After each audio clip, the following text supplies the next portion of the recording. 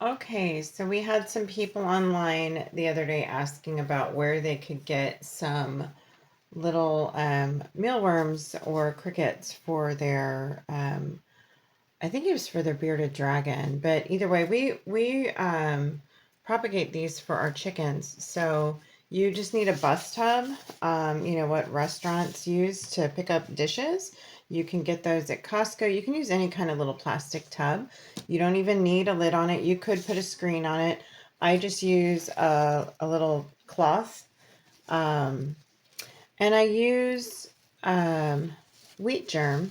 So that's the base that I use in with the worm farm.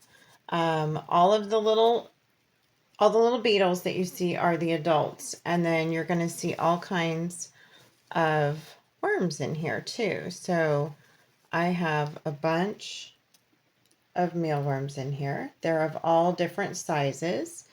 We've got a lot of different ages. So as you kind of dig around in here, there's a lot of tons of different size of little worms that are growing. And then the adults lay eggs in the substrate. And see all those guys? See all those little worms? They're super easy to care for. So you just have to clean out, like you feed them fresh produce. So you'll give them sliced apples. You can give them lettuce, which that's what this is. This is some lettuce that they've been eating. So you see all the beetles in there. I'm just going to let them.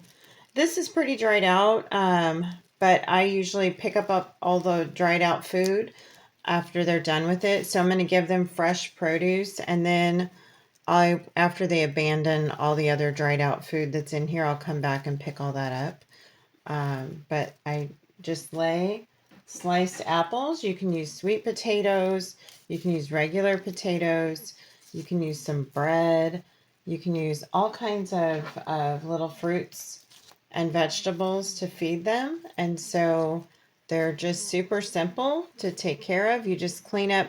And then you're going to have, you know, ones that die. So your adults will die. So you're going to clean up little dead bodies, and you're going to clean up dried out little fruits and vegetables out of here to keep the environment clean. And then you can always just add some more substrate to it. And see all the beetles on here? I'll usually shake this off after I feed them. I'll usually shake them all back down into the container. And they always crawl back on top. They like a little dark spot. So see, like here's an apple that I don't think anybody on here. Oh, those guys are still alive. So we're going to get those guys off of there. There's nobody alive on this side. So we're just going to throw that away. Yeah, so you just basically will shake off kind of everybody that's on your towel. Get them back down to the side that the food is on, and they just do their thing. The adults will go down there and lay more eggs, and then you have worms. So you have a worm farm basically, and you can always split it off too. And to start it, you can get online and you just look up, I'll put a link below, but where I get mine. But they sell these online at different mealworm farms, and you can buy different sizes of mealworms. You can get supers. These are supers. You can get like even larger than this. They make supers. You can get smaller mealworms. So it depends on what you're feeding. We're feeding chickens, so supers are a good size for ours. If you're feeding just a small lizard, you may not want mealworms that are very big.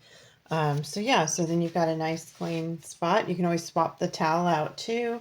But this is just a way so that you can keep your own mealworms. But you can order about 1,000 and put them in wheat germ and get them started. Just start feeding them. They'll start turning into beetles.